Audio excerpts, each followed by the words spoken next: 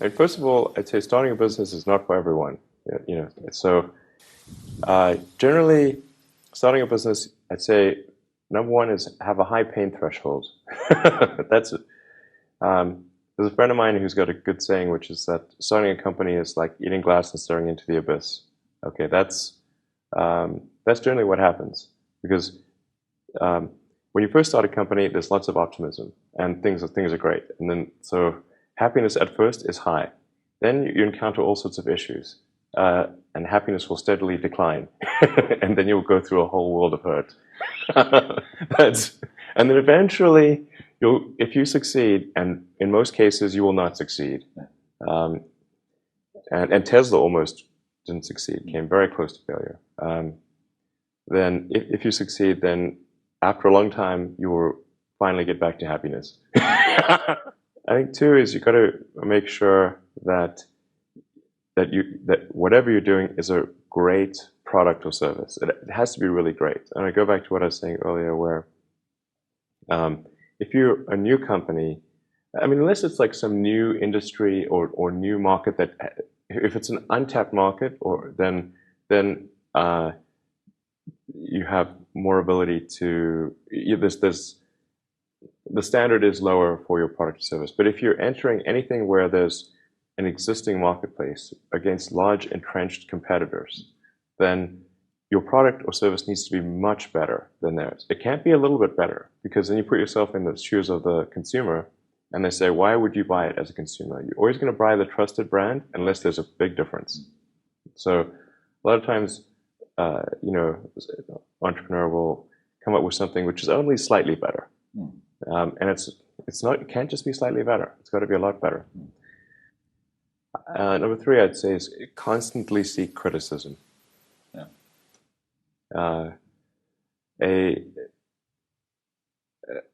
A well thought out critique of whatever you're doing is as valuable as gold. And you should seek that from everyone you can, but particularly your friends.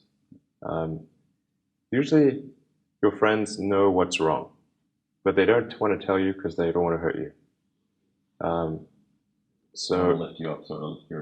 yeah. So they'll say, "Oh, I would encourage my friend, so I'm not going to tell him what I think is wrong with this product." Yeah. It doesn't mean your friends are right, but very often they are right, and you at least want to listen very carefully to what they say.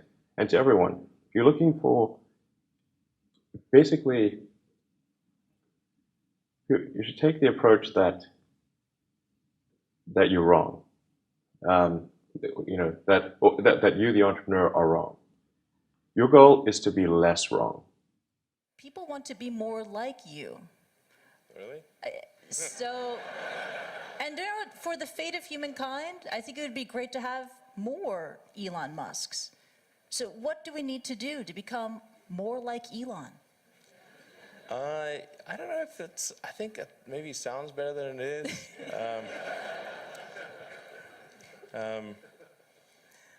Yeah, I mean, honestly, like there's a friend of mine who's got a great saying about creating a company, which is trying to build a company and have it succeed is like eating glass and staring into the abyss. So, I mean, what tends to happen is it's sort of quite exciting for the first several months of starting a company, and then reality sets in. Things don't go as well as planned. Customers aren't signing up. The technology or the product isn't working as well as you thought. And then that can sometimes be compounded by a recession, and it can be very, very painful for several years.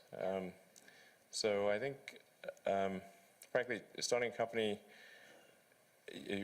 I would advise people to have a high pain tolerance. And thanks for reminding us of the harsh, very harsh and brutal reality of launching a startup. There is that Elon Musk / Tony Stark mystique. People think, you are, Robert Downey Jr. modeled his character, Tony Stark, Iron Man, on you. It's easy, it's fun. You're a superhero titan of industry. But it's really hard. It's really difficult, and it's something that requires perseverance and grit. Do you fear that maybe in this generation or the younger generation, that they don't have that perseverance and grit to take on these really tough challenges? I think some people do. Yeah. But no, I think it is definitely true that, I mean, maybe there are occasionally companies that get created where there's not an extended period of extreme pain. But I'm not aware of, very many of such instances. Yeah. But I do think that new great entrepreneurs are born every day. Yeah. And we'll continue to see amazing companies get built. Yeah, but I would definitely advise people who are starting a company to expect a long period of quite high difficulty. Yeah. But I mean, as long as people stay super focused on creating the absolute best product or service that really delights their end customer, if they stay focused on that, then if you get it such that your customers want you to succeed, then you probably will. All right. You have to focus on the customer and delivering for them. Yeah. Make sure if your customers love you, your odds of success are dramatically higher. Yeah. All the entrepreneurs in this room, they're listening to that message, and we're running out of time, so this is the final question. This is for the budding entrepreneurs in the room who could take an Elon Musk idea and run with it. I mean, quite famously, Hyperloop was the idea that you had to give away because you just don't have enough time to deal with it. What are the other ideas that you have that you would love to see another entrepreneur just take on and go? Well, I think there's a lot of opportunity in general in electrification of transport. So electric aircraft, I think there's a lot of opportunity there. I think in genetics, although that's sort of a thorny area, but I think that's, in terms of solving some of the more intransigent diseases, genetics are really key to solving those. Something that I think people maybe only beginning to look at is establishing some kind of brain-computer interface. A brain-computer interface? Yeah, at the neuron level. So this is sort of intelligence augmentation as opposed to artificial intelligence. Right. And I think that has a lot of potential. You mentioned this to me yesterday. I really had kind of no idea what you were talking about, and then I looked up Ian Banks, neural lace. Neural lace. That's right. Exactly. And so it's this concept of wiring the brain. So it's either there could be a brain internet. And it could also mean that we can upload our thoughts to the cloud. You would never forget anything. And you wouldn't need to take photographs. Yeah. Oh, no, it's incredible. I mean, you would never forget anything. You would expand your ability to process information, to remember information, right? But then when the denial of service attack happens, you gotta watch out for hacking. That could really be awkward. Watch out for that. But also, then I read it can also be used to fight degenerative diseases like Parkinson's too. Yeah, absolutely. Yeah, yeah. And I think it actually would be quite an equalizer as well, because I think the delta between, it would sort of even things out, I think. You mean in humankind? Yeah, people yeah. There would be no education disadvantage. Everyone would be starting at the same level. Yeah. So there would be no meritocracy. No, there would be meritocracy. There would be, but it would be, the differences would be smaller.